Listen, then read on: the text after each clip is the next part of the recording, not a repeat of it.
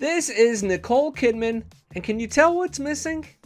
Actually, there's a couple things missing in these pictures, because after 1 week, she's moved on. New month, new me, right? Okay, probably not. I mean, even if she and Keith Urban have been talking about divorce for months, it still hurts, right? You let me know in the comments section, how long does it take post-divorce to feel good again? This video is going to zoom in on what's changed already for Keith and Nicole. Both have made several public appearances, and both have been the victims of really irresponsible rumors, plus some bad actors on social media. We don't do that here, and subscribers really appreciate it. I made an entire video explaining the truth about Keith and his guitarist Maggie Baugh last week, so I won't go very far down that rabbit hole, other than to say we pretty much proved it's only a professional relationship. Find a link in the description section. Maggie actually didn't appear on stage with Keith during his first weekend back, and I guess that's a change in some kind of way. However, it's not unusual.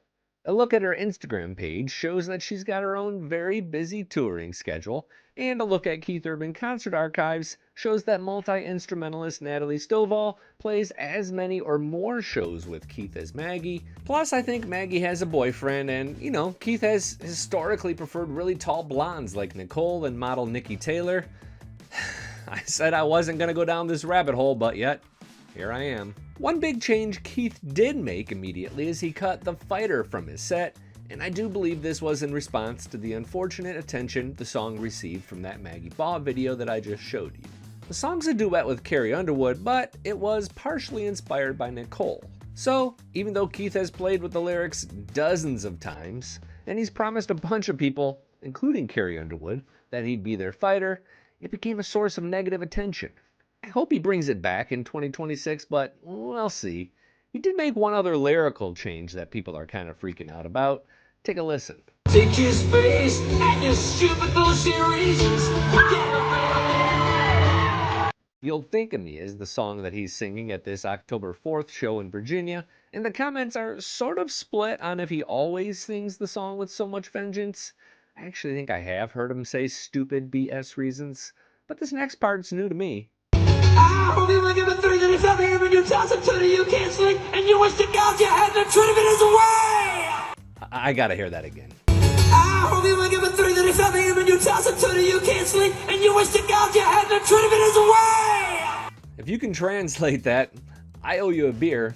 Drop it in the comments section below. Clearly Keith's a little bit angry, but who knows if he's just performing or not. I think there's probably a little bit of truth in there. Obviously he's processing because a few eagle-eyed fans noticed that Keith quit wearing his wedding ring on stage, and that has to feel pretty strange, right? But so has Nicole. That's one of the two things missing from that original picture of her at the start of this video. You see her without that huge diamond wedding band on. I went ahead and did some paparazzi type research to make sure it was on her hand for the rest of the year, including at the ACM Awards in May, and yep, she was really never spotted without it. Did you figure out the other thing missing from that picture? Once again, here is the original photo, and here is Nicole from 2 days prior. Girl got herself some breakup bangs, and yeah, why the heck not? I mean, it was a girl's trip to Paris, and that deserves a new haircut. Oh right, I forgot to mention that Nicole's daughters, Sunday Rose and Faith Margaret, were with her at the Chanel fashion show in Paris on Tuesday, and if you were hoping for some kind of clue from them about what went wrong, well, all you're gonna get is a lot of teenage side-eye. This is perhaps the biggest change for the Urban Kidman family. Per the divorce filing, Keith is only guaranteed to see his girls for 59 days a year. It's basically Sundays and every other weekend. I think he can do a few holidays and a little vacation as well, but Nicole is the primary guardian with over 300 days a year with her girls. This all comes from the divorce documents, by the way. It's 36 pretty boring pages that make sure nobody is going to see some sort of ugly divorce play out in the courtroom. The October 6th appearance was actually Nicole's second since the split, because 2 days prior, she presented Taylor Sheridan with an award at an AIDS research gala in Dallas. Taylor is the creator of Yellowstone and Lioness, which pays Nicole $1 million an episode for Paramount Plus, and they just announced a season 3.